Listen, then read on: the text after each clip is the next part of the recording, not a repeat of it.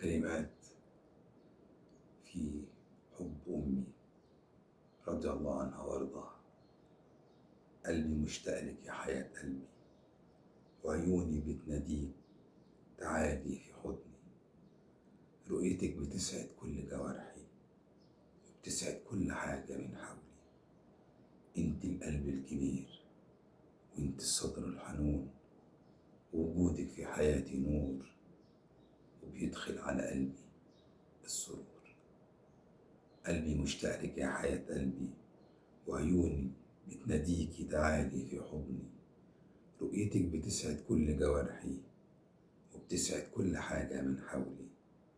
انت القلب الكبير وانت الصدر الحنون، ووجودك في حياتي نور وبيدخل على قلبي السرور.